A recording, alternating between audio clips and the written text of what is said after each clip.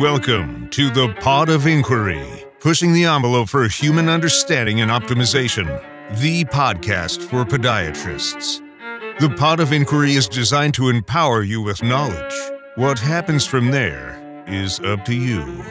Your host, Dr. Stephen Barrett, has designed this show to take you down some very deep rabbit holes, hopefully bringing you back out again, relatively unscathed, but cerebrally whipped, enabling a better understanding of all things worthy of inquiry.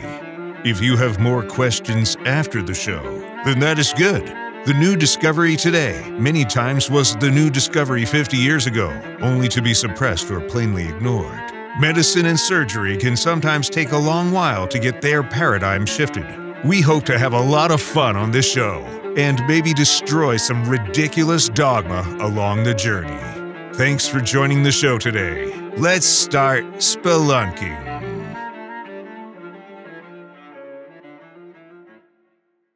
My guest today is Dr. Matt Oseto, and Dr. Oseto is a ABOS board-certified orthopedic surgeon with a special interest in hypermobility and nerve compression issues. Matt's in private practice with Dr. William Erickson at the Erickson Hand and Nerve Center in Montlake Terrace, Washington, where they welcome EDS, Ehlers-Danlos Syndrome patients, and hypermobile patients for both upper and lower extremity diagnoses. Dr. Oseto has spent 2 years learning Dr. Erickson's pioneering upper extremity nerve release techniques and completed the training courses for lower extremity nerve decompression and nerve repair offered by the Association of Extremity Nerve Surgeons. As a competitive bicycle racer with a graduate degree in exercise physiology, Dr. Oseto understands how even small amounts of exercise and movement can enhance people's quality of life. In his practice, he works with patients where they are at, offering surgical and non-surgical options to decrease pain, improve function, and ultimately increase activity levels. Dr. Oseto is also a founding board member of the Connective Strength, formerly known as Eastside EDS, a nonprofit patient-oriented advocacy and support group based in Kirkland, Washington. The group's mission is EDS awareness and education for patients, therapists, and newly diagnosed patients. So without any further introduction, please enjoy my conversation that I have with Dr. Matt Oseto. All right, I'm here with Dr. Matt Oseto, and Matt, thank you for taking the time. I got to know you a little bit better at the last NERV meeting, and then even a little bit more doing some research before this, so thanks for coming on. Thanks for having me, Steve. I really appreciate it. Yeah, cool. So why don't you tell the audience where you're from and give us a little background and everything, because I think your background's very interesting.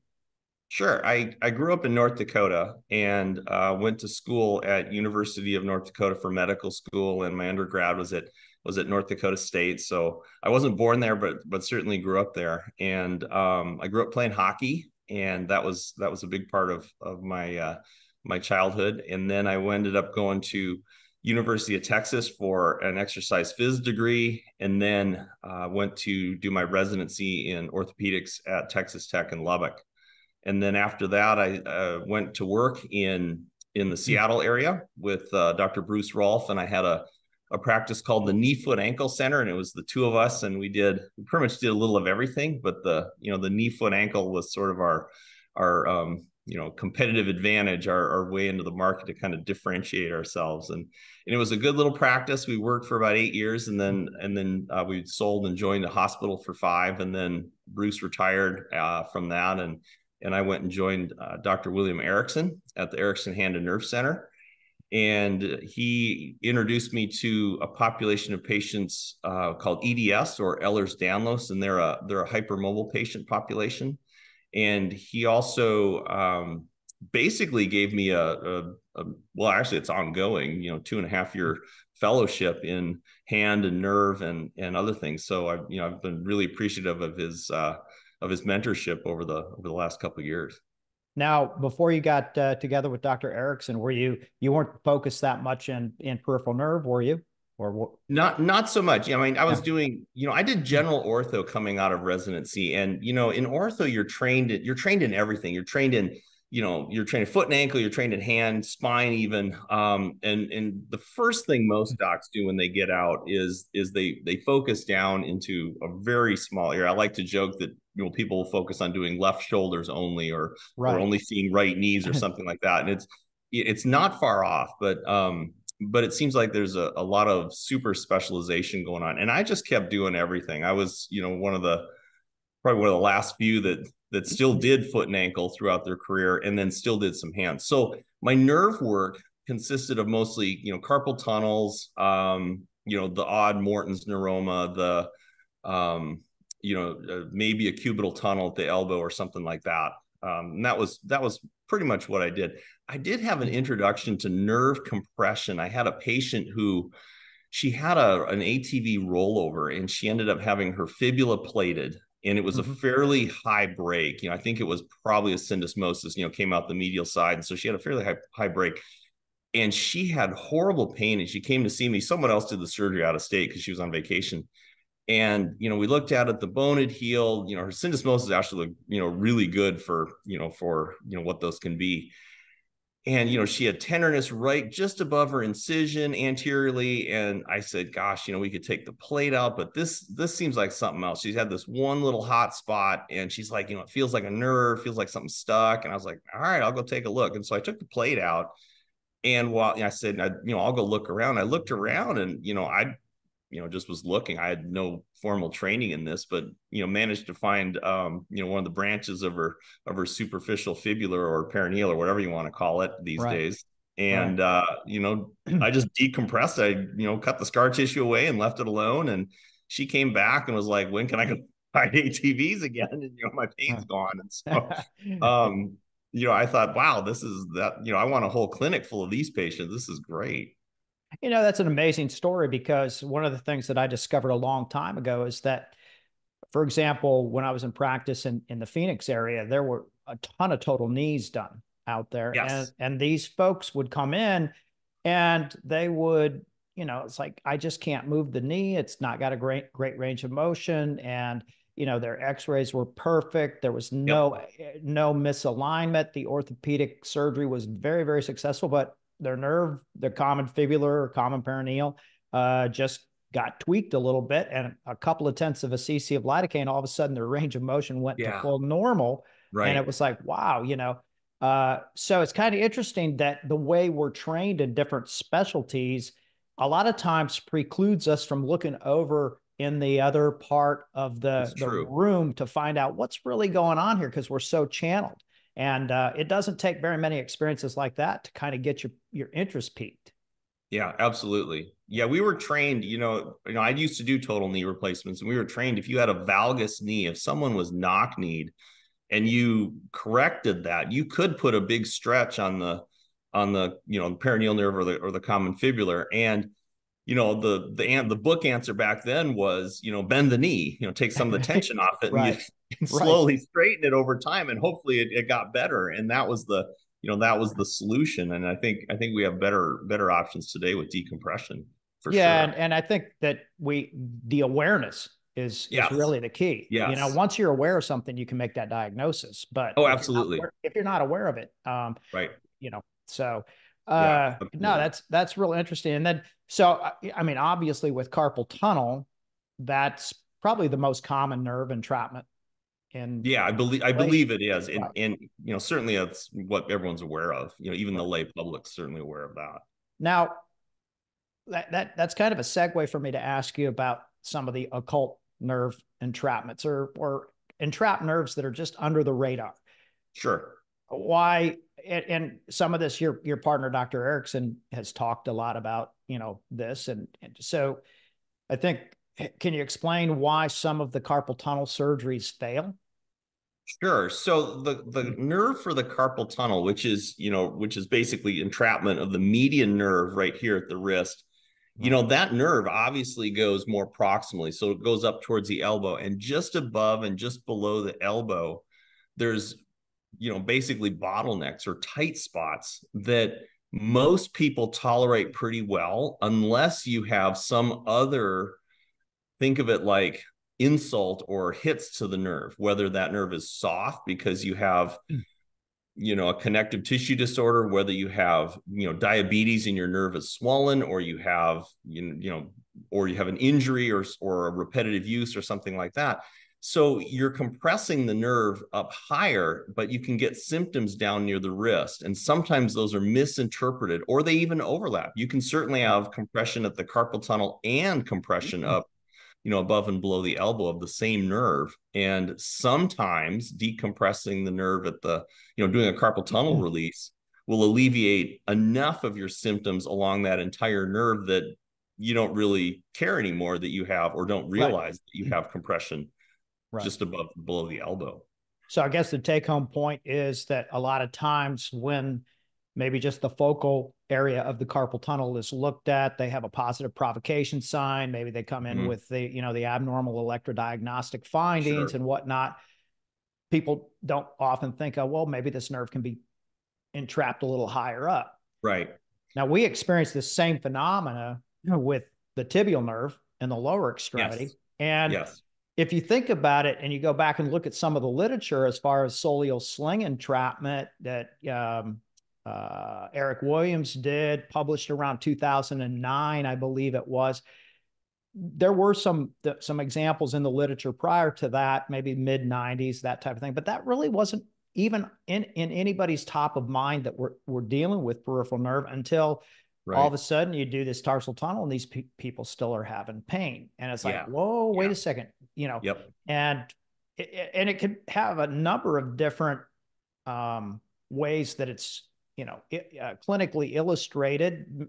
They may not have really anything going on proximally until you look at it, and then they do have some signs. So it's kind of like this, what we'll call an occult nerve entrapment. And then I think, once we started becoming aware of that, we got a little bit better, but that still happens. And then sometimes, Payman Ellison is, he's really, if he has a tarsal tunnel and a proximal tibial nerve entrapment at the soleal sling, he'll just always go for the soleal sling. And more often than not, I forget what his percentage is, that tarsal tunnel doesn't have to be operated on. So so he's starting proximal and being more conservative and saying, hey, let's just free it up at the soleal sling and see what we get. Exactly. Yeah. And I it's been a long time since I've seen his numbers, but they're pretty impressive. And then that's kind of an interesting thing, but I don't think that's analogous to the upper extremity with carpal tunnel. But in the lower extremity, I think it's a little bit different, maybe because of what's happening from a biomechanical standpoint. Sure. But it's certainly, if you can stay out of tarsal tunnel land, with all the stuff that has to go on with healing that and everything, that you always win if you can come up proximal. Now, are they for carpal tunnel, when you're examining them and you see a proximal median nerve entrapment, do you sometimes go and say, well, let's hit this proximal, or do you do them conjoined? What's your thought process on that? Well, my practice is a bit skewed towards, the hypermobile patient population, and we can get into that whole thing, and we probably should at some point. We will for sure on this talk. But for me, a lot of the carpal tunnel stuff, it's really pretty straightforward. So if you do a good history, if you take the time to do a good history and exam, it's pretty easy to tell how much is coming from the carpal tunnel and how much is coming.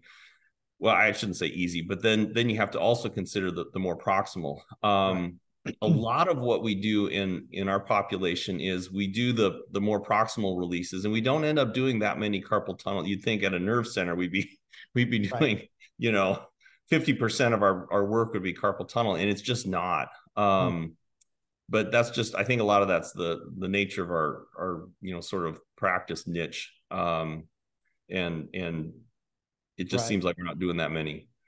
Well, are you aware of Chris Maloney's publication on carpal tunnel in patients with diabetic peripheral neuropathy? I'm not. So Chris used to be with Lee Dellen. And Chris is plastic surgeon, great guy, fantastic surgeon. Highly recommend him to anybody. But regardless, probably 2004, 5, that neighborhood in time, he published and I apologize, I don't know where it was published, but with the neurosurgery department at University of Arizona, what they found was that if someone had a successful carpal tunnel decompression, they were almost 100% guaranteed, and there's no guarantees in medicine, Sure. but they were almost Right. 100%. If they had a lower extremity nerve compression, they would get better from it. So it's a very Yeah. predictive Yeah. thing. And in fact, we ask almost every patient, hey, have you ever had carpal tunnel surgery? And if you did, Yeah. did you get better? And it's like, oh, well, that's a really good indicator that now we're gonna do okay. Yep. Yeah. Yep. No, I've definitely seen that in my practice. So, Erickson does upper extremity stuff. You guys do, obviously, lower extremity stuff. I'm in this unique position where I get to see both. And so I'll see a lot of Erickson's patients who have had their upper extremities released, and they come in, they will walk into my office and say, my legs have the exact same problem. I now know what nerve compression feels like, and you need to fix this because I know exactly what, pre and post from Erickson. And it's amazing. And it's very predictive. No, the patients are very accurate in their, they can even tell you where the nerve is entrapped. Yes. Well, yeah, absolutely. And that's, we really rely on that, especially in the lower extremities. I think, obviously the further you get from the spinal cord, it's kind of like a tree. You've got branches, you got limbs, and got the trunk, and then limbs and branches. And the further you get from that trunk, if you think of the spinal cord as the trunk, the more variability you have. Right. In nerve branching, nerve position. Sometimes people have extra muscles or too much muscle in the wrong spot. And so you really have to listen to the patient, and they'll tell you exactly where. Right. Sometimes you have to poke around a little bit, but you can find it.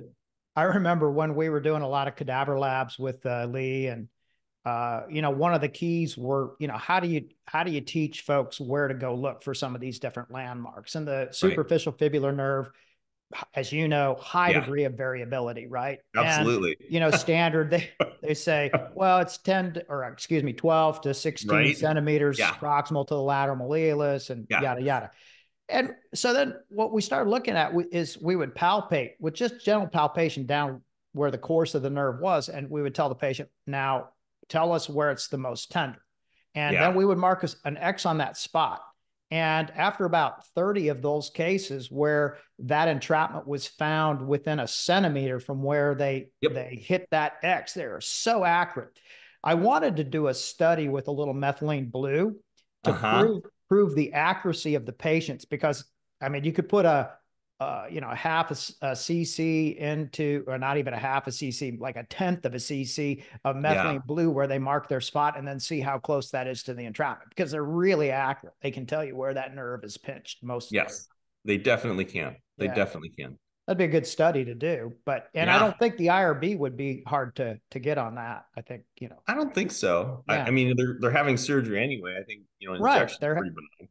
Yeah. So we'll have to talk about that. Might be an interesting little paper. All right. So you mentioned Ehlers-Danlos syndrome. Let's jump into that, because that's interesting. So give us a little bit of background on the syndrome in general, and then let's go maybe into the nuances of how it affects peripheral nerve.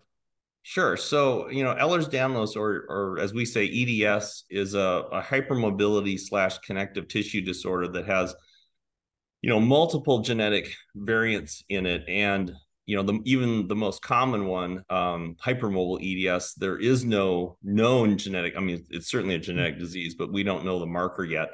But the underlying theme with all of them is that the folks are hypermobile. And so these are the folks that can, hyperextend things. They'll, their thumbs bend backwards. They have, what a lot of them will call party tricks that they used to do, with their hands or elbows or things like that. And they have some unique issues, regarding their nerves. And so obviously they have the same, if you want to call them bottlenecks, that most every human has, such as, a stenotic carpal tunnel, or potential for that, or entrapment at the inside of the elbow, or at the cubital tunnel, or, along the lateral side of the knee, or down at the tarsal tunnel, and so on. And they have sort of this double whammy that non-loose jointed people, don't have. So this collagen is it's a little protein that your body makes, and it's sort of the structural building block of pretty much everything in the body. You'll see it in, obviously, tendons and ligaments, which is what gives these folks their their hypermobile joints. But it's also found in muscle, blood vessels, bone, and it's also found in nerves. And so it is this structural material that when these folks assemble that protein into actual fibrils and actual, a structural material, it ends up being stretchy. So instead of a cable, they end up with a bungee cord. And Okay. and it's on a continuum. So that's the other thing, is this is not an all or nothing. It's not oh my gosh, you're dislocating all your joints. Some people are they're just a little flexible and they tolerate things pretty well. And some people are, wheelchair bound because of, their hips are unstable or they have other issues related to the disease. And so, from a nerve standpoint, now you've got a nerve that's what we believe is soft, because that collagen supporting all of those nerve fibers is literally squishy. And so we think that that nerve does not tolerate the natural bottlenecks and compression points that are present in the body. And the other thing that these folks do is obviously their joints sublux and move. And when you move a joint like the shoulder out of socket, or even if it doesn't fully dislocate, you're giving that entire brachial plexus a good tweak and a good stretch. And, nerves don't like abrupt stretch. They really, really don't. Right. So now you've got two different hits to the nerve that are sort of unique to these folks. Plus they have all the standard stuff that everyone else has, the overuse, the, sitting in one position, typing, laying on their side, in bed on their tablets and things like that. And, we all have that. We all have, weak low backs, and our glutes aren't working anymore. And, and so we end up with, they have additional issues in addition to all of the same stuff that pretty much every modern human has, at least certainly in the first world. Now, are you finding that there's you would think, based on the biomechanics of a human, that the lower extremity might be more affected than the upper extremity? What's your experience? Or is it the opposite of that? I don't know. I think it certainly is unique. I think some of it comes down to some lifestyle stuff. But I see people for both upper and lower extremity, and it's kind of like if they're affected, they're kind of affected. And, if they've got nerve compression in the upper extremities and we do surgery and it helps them, then odds are they've got lower extremity issues that we either haven't asked about, or they have been to so many doctors at this point that they've kind of written it off as unfixable. And telling one more doctor about it isn't going to make a difference in their eyes. And so they just don't say anything unless you ask. If you say, hey, do you have restless leg? Do you have leg pain? Is your foot numb? Right. Does your foot feel weak? They say, how did you know? It's pretty amazing. It's pretty amazing. So like in the lower extremity, one of the big problems that we have is just the structural instability for, let's say, tarsal tunnel. If you have somebody that's pronating, they've got, just wickedly, any weight bearing, you can't do anything to that nerve unless you do something to stabilize the rear foot, because you can decompress it fine, but it's still going to have that same force that's put on it because you haven't addressed the under. How do you manage that in the upper extremity? Is it a little bit different because you're not walking on your hands? Or so I started, my nerve career really took off when I joined Dr. Erickson 2.5 years ago. And, I followed his protocols, and, I basically shadowed him in the clinic and in the OR. And then when I felt comfortable enough to start seeing patients on my own, I would see a patient and then basically, kind of like fellowship and residency style, present it to him and get his opinion. And he would help sort of fine tune my diagnosis and my exam. And then we would do the same exact thing in the operating room. And, what we would see is that, the stuff in the upper extremity, decompression, it works upper and lower. But the lower, when I started doing lower stuff after taking the courses at the, AENS, it was, you don't appreciate when you're an upper extremity surgeon how much weight bearing and gravity make a difference. Mm-hmm. Those are two huge things you really don't consider as, obviously as a hand surgeon. And I really had to tweak some of the protocols that we were doing, for upper extremity nerves, as I was trying to adapt those for the lower extremity, like wound closure, weight bearing, immobilization, that sort of thing. all had to get modified for the lower extremity for sure. Plus, the leg, it's a, in the ankle, it's a giant lever. You've got this long lever arm Right. attached to the ankle. And as soon as that person, plants their foot, they've got their entire body weight, or most of the body weight, going through that long lever into the ankle. And so or you're firing your calf muscle. And so it's a big difference. It's a big difference. No, and I think that's one of the things that make it so difficult is, people want to get back into life. They want to walk. They want to do these things that are just considered rudimentary or perfunctory in everyday life until you don't have them.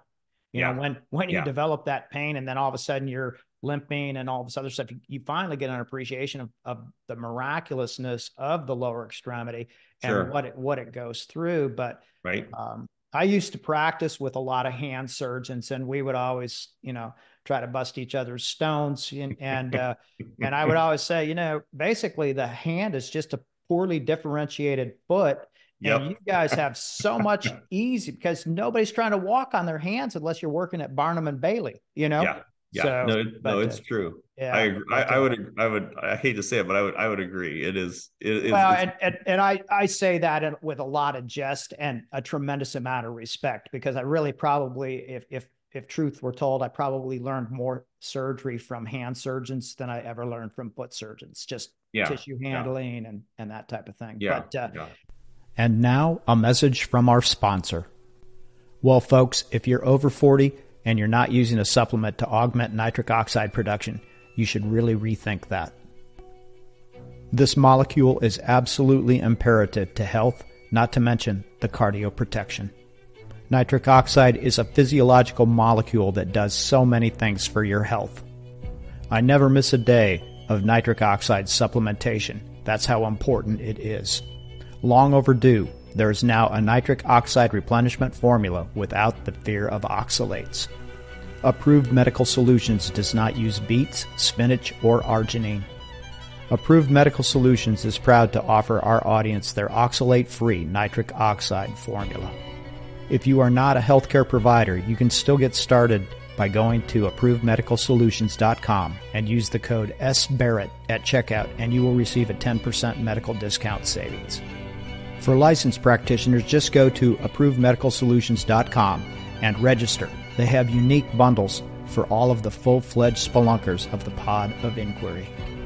Use Pod of Inquiry at checkout after registration, and I am certain you will be pleased not only for yourself, but for all of your patients. Here's a little secret. If you order their testing strips and test every patient for a few clinic days, you will see that nearly every one of them will be deficient. When they see this result, they will want you to start them on it immediately.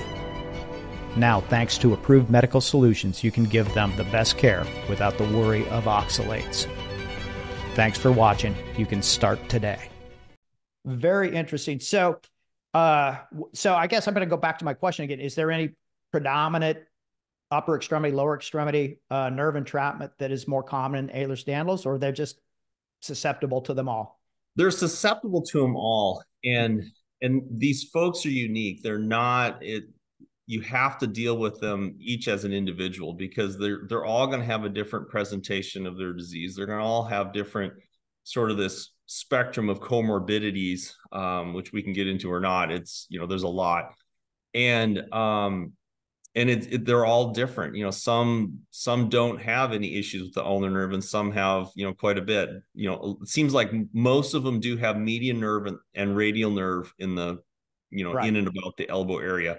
That seems pretty common. I think if I had to say it, I think most of the ones I've seen have tibial nerve issues versus fibular nerve issues in the lower extremity. Some have both. Interesting. But I think it's more common to have tibia, and I don't know and they all have pes planus. I mean, they all, as you know, of course, if you're hypermobile, you're flat-footed. Period. Well, that could explain why you see the preponderance in the tibial nerve distribution, because just what we're talking about when they pronate. Yep. I mean, some of the studies that show how much the pressure changes in the canals just from supination to neutral to pronation. It's astounding how. So talk about some of the comorbidities, because when we take care of these things, you got to think about those. Oh yeah, you definitely have to. So they'll get, one of the common ones they get is something called POTS, or postural orthostatic tachycardia syndrome. And basically they get dizzy when they stand up too fast. So these folks, for some unknown reason, have what's called dysautonomia, which means their automatic or their autonomic nervous system doesn't work right. And so you've got your regular nervous system, which is, I want to grab this glass, I'm going to pick it up, I'm going to drink, that kind of, that's under your control. I'm going to move my limbs, I can feel things. That's under your control. Then you have, what I call the background system, which is the autonomic system. And this controls your heart rate, your breathing, your blood pressure, all that stuff, your temperature, your digestion, all this stuff in the background. And in a lot of these folks, that doesn't work right. And we don't know why. We don't know if it's, related to being, the collagen or the hypermobile, or, their other nerves are getting pressed that we don't know about, or what, we don't know. Anyway, so they get this POTS. And what that means is when they stand up, their body's way to maintain blood flow to the brain is to shoot the heart rate through the roof. Right. And so it's a little bit different than, just straight orthostatic hypotension, which is, your blood pressure drops, your heart rate kind of goes up a little. And, and there's a whole host of other ones, but this is the one they get. And so we have to make sure that is managed, because you don't want someone passing out and falling over when they're post-op, and they can really mess up stuff you've done. And sometimes these patients will come in with this big list of things. You chat with them and they say, I've got, and I say, wait, what's the top 3 things that are, messing with your life? And and sometimes they'll say it's my POTS. I get dizzy when I stand up too fast. I get migraines. And so sometimes we end up sending people out for all these different consults, because, it's not till we get to number 4 or 5 on their list that they're like, yeah, my hands don't work, or my foot's numb, or, I've got this leg pain. And so we get all that other stuff addressed. And then, once you've taken care of them that way and said, gosh, I think this would be better for you, then, they've got 100% buy-in and in what you're doing. Right. So any other major comorbidities? So they also have a lot of sensitivities to medications, to tapes, adhesives, which is called MCAS. It's basically a mast cell activation disorder. And so the mast cells are these little cells, and they're a portion of your immune system that basically deal with allergies. And they basically run around, and they've got these little bags of toxin, that try to kill off stuff. And then they release those when they perceive there's a threat. And so in these folks, that system's out of whack and ends up having a exaggerated response to, things like tape, steri strips, different sutures. So we've had to modify, again, what we use for closure. So how are you closing them? So I close these. So for upper extremities, we've had really good luck using 5-0 monocryl. Okay. And we'll run it back and forth. We'll do 3 or 4 runs of buried subcuticular, and then steri strips with no mastosol and no benzoin. I started seeing people that would get, a type 4 delayed hypersensitivity reaction. And if you remember back to med school, that's basically the poison ivy pathway. Mm-hmm. So the first time you get exposed to it, nothing happens. Right. The second time, and these folks would get blisters. They would get blisters the second surgery. And you could see exactly where I had painted on this stuff to make the mastosol, the benzoin, to make the steri strip stick better. And it was just perfect. So I knew it wasn't the steri strips. I knew it wasn't the suture. And I quit using it, and I just never had that again. People would come in with these blisters around their wounds, and they're just miserable. They forgot all about the surgery. Right. Yeah, they want to scratch their eyes out. Yeah, and the last thing you want is someone scratching their wound, on day 3. It's just not good. So I came across, you mentioned something about why, something is causing this dysautonomia in these EDS patients. I came across something the other day when I was doing some research about how if a nerve is affected peripherally, it can affect the reticular system in the brain. And then that might be the genesis of where some of this dysautonomia is coming from. Well, I think that's a great theory, and it's probably one of the best ones out there. Yeah. It makes perfect sense. And I have not done a study of these patients and said, hey, did your POTS get better after we ended up releasing all four limbs? Right. Which we have done on people. And That'd and be an definitely interesting, that'd be a really interesting thing to see, it, it would be an interesting survey. I would have to survey people ahead of time, and then over time. Right. The problem is this dysautonomia is just in a state of flux. Like, these folks can have stretches of good days, bad days, and they're so overwhelmed with stuff that they've got joints that are subluxing, they've got arms and legs that hurt, and then they pass out, and they've got itchy episodes, and so, to ask them to kind of keep track of one more thing, I don't know, but we could certainly try it.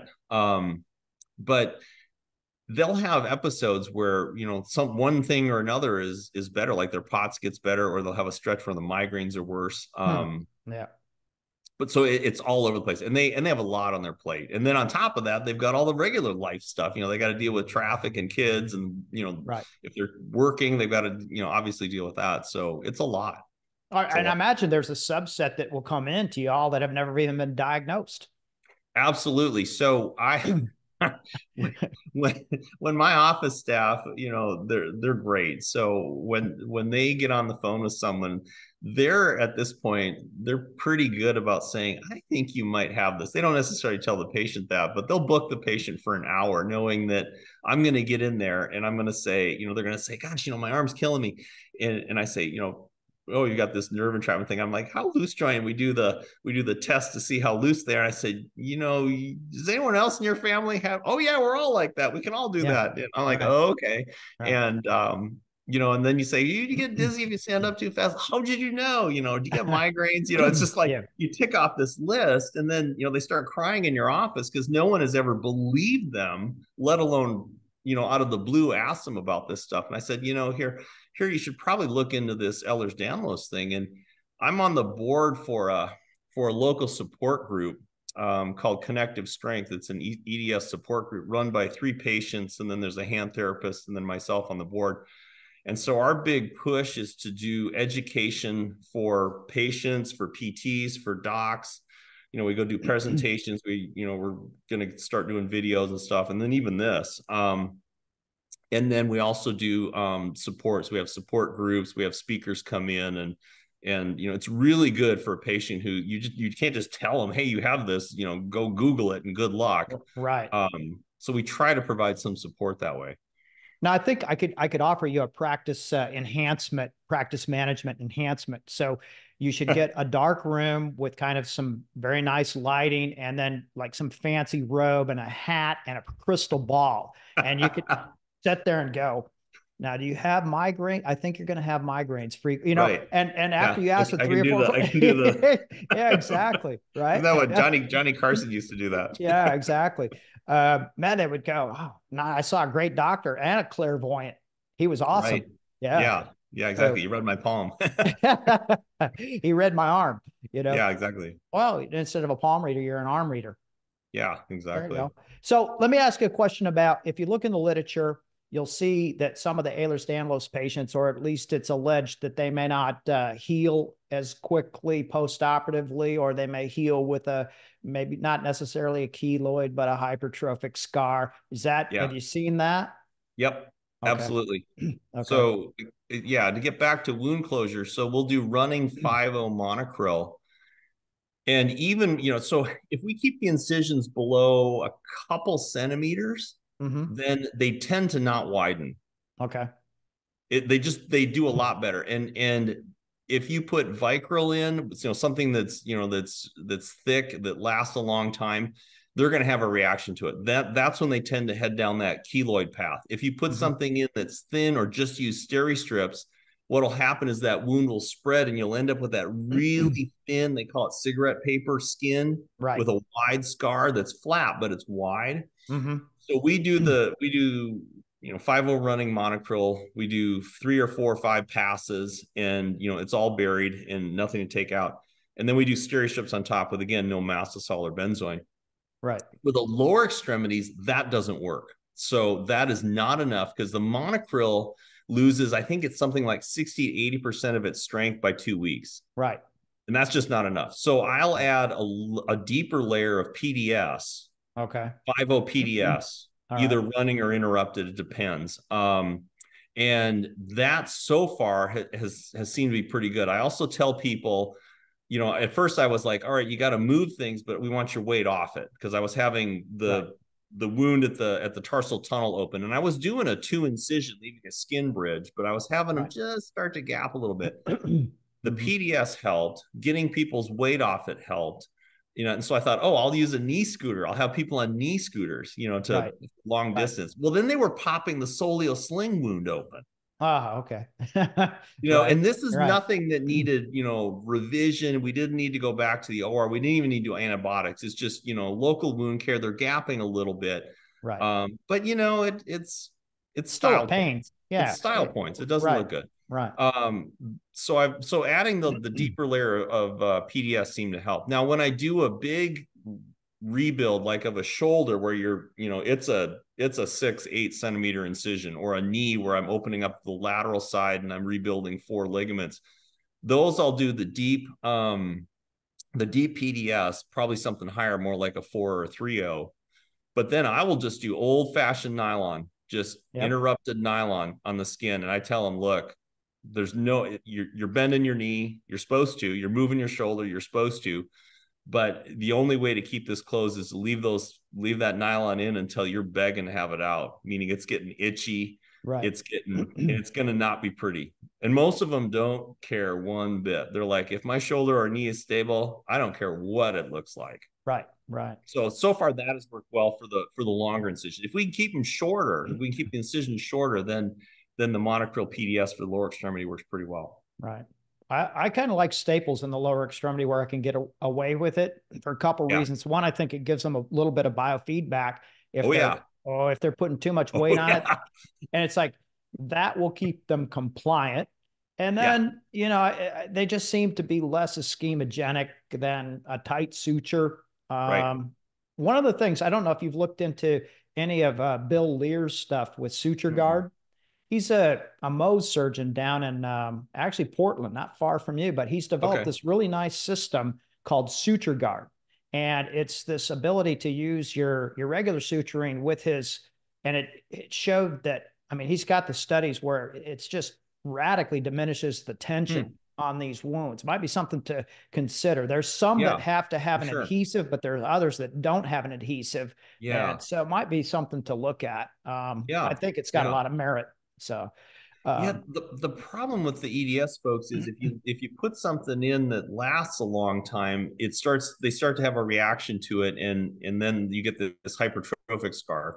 And if you put something in that's goes away quick, it opens too quick. Right. And so I don't know. Sometimes I'll replace steri strips for a while. But yeah, you have to be aware of it, or you have to think about it and do something. Or they're going to have trouble one way or the other. Take a look at this, because you can, you don't have to put an adhesive. He's got some different iterations of it, but you're basically using a 5-0 nylon, or maybe even a larger one stitch through this thing, and it'll hold everything. So it takes all the pressure off of so it really, And, and he's got the science behind it, showing the different, stresses and how much tension. And when they're doing these big Mohs cases on your head, and they're carving out a thing the size of a golf ball, and they get them closed, it's pretty crazy. I'll have to let him know to watch this episode for sure. I had him on, I don't know, end of last year, and it was great to hear somebody just dive into the science just on wound closure so much. You don't you don't think about these things like, hell. But no, but I think you need to. I think you do. And I think your practice and probably my practice, it's evolving. It's like I'm not even the stuff Erickson taught me 2 years ago, I'm not doing it the same way. These practices evolve, and so like chatting with you at that advanced course, you're like, no, I don't use tourniquet on for this nerve stuff. I was like, all right. And so Right. you have to tweak what you're doing a little bit, but going without tourniquet on the upper extremity, which is sort of what Erickson and I had done and what he taught me, it makes a huge difference. The amount of reduced pain that these patients have. It's like I'll do an arm surgery without a tourniquet and then go do the next one, and then I come back and I want to say hi to the patient and their family. Well, the nurses are like, well, they're gone. They're like, Right. they're Right. like, they recovered fast and they had no pain and they're gone. And it's like, Right. okay, I guess I'll call them. Right. So it's been good.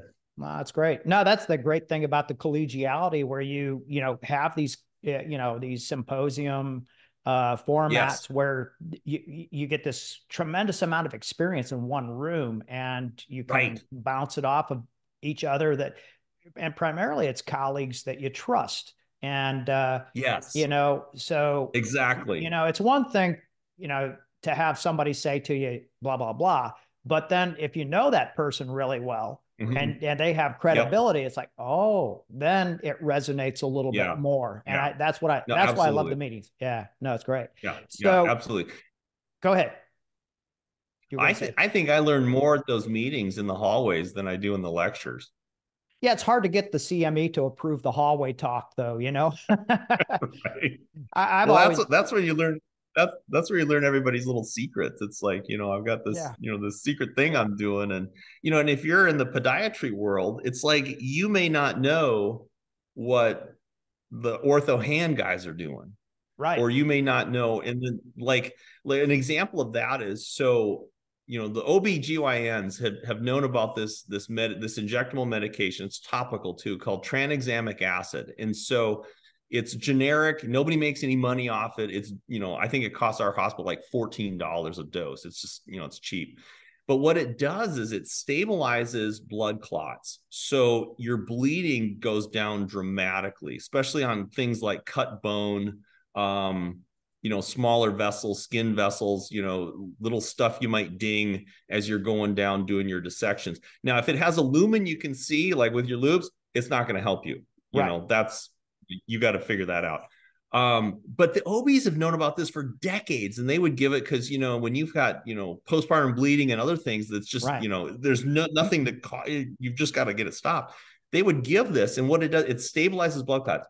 It is the exact opposite of TPA. So if you have a stroke, right, they're going to and give you TPA. you go to the right. ER, and they're like, we have to give you TPA, and TPA goes in and busts up the clots. Well, your body has a natural TPA to keep everything in balance. Otherwise, you'd bump yourself and you'd have a huge clot in your arm. And all of that is normally in balance. And so this tranexamic acid blocks your body's natural TPA. So basically, the clots aren't broken down. They're not built any faster. So how do you they're not broken down. How do you administer this? It's IV. So you give 1 gram IV right before either tourniquet or at the beginning of your case. Wow. And it's an absolute game changer. So when I was doing total joints, we would use drains and we would use tourniquets and we would do all this stuff. As soon as we started using that stuff, got rid of the drains, got rid of the tourniquets, and it was unbelievable. So get back to my point. So the OBs knew about this for years, and somehow at some point the orthos figured out that this is a good thing and started using it. Right. But it took us, I don't know, 2 decades to figure it out. Well, that's why. And now everyone uses it. And it's all over the joint. It's all over the joint literature. Like they have done so many. Because the first thing everyone says is, "Oh, you're going to have people get DVTs and PEs, and it's going to be a nightmare." No, they've done so many studies, and if any patient is going to get a DVT, it's going to be a hip or a knee replacement patient. Right. Because if you don't prophylax those people with something like warfarin or aspirin or something, you're like, it's a coin toss whether they're going to get a clot. Right. Well, and this is why it's so important to go to meetings outside of your specialty. Yeah. Or at least talk to your colleague in the hallway. Right. Yeah. Exactly. No, that's worth the price of admission right there. That's a great nugget. Yeah. I love that. I'm going to go dive into that a little bit. Anything else that we should talk about EDS before we kind of wrap up? Okay to operate on them, different genetic forms. It is okay to operate them. They are, I'll tell you that, it's okay to operate them. They do well. They can be overwhelming at first until they sort of realize that you're going to slow down and take your time to like listen to them. And if you have to do extra time, well, I have to do extra time. My appointments are 30 minutes or an hour. And it's just, if I don't do that, it's frustrating for me. It's frustrating for them. My staff gets up, so you have to take time. And if you're not going to take the time, just say, hey, you're loose jointed. You might have this. Here's some folks you might want to go see or look into. You don't have to, if they don't fit in your practice, that's totally fine. But if you're going to tackle them, and you can, you got to spend time with them. No. Well, I think that's inherent in any of the complex cases that we have, Yeah, for sure. The power of the HPI. If you take the time to actually really get a deep understanding, they usually will give you their diagnosis by the time you end up listening to them. And I emphasize listening, because a lot of docs are not able to do that because of the way they have to practice and the insurance models. And that's a discussion for a whole other time. Probably one where we were drinking. That's like that's like a podcast series. You'd have a 1-year series if you want to tackle that. Exactly. Yeah. Well, there'd be a lot of crying and, wringing of the hands and everything, it's like, you have to bleep out half the conversation. Exactly. So Matt, very cool. How do you, if somebody wants to get a hold of you guys, they have an EDS patient or something, just best way to get in touch with you guys? What's the name of your center? And so we're at the Erickson Hand and Nerve Center. And we're in Montlake Terrace, which is a suburb of Seattle. And I'll get you the our website and all that stuff that you can put it on the put on the show notes podcast here. Right.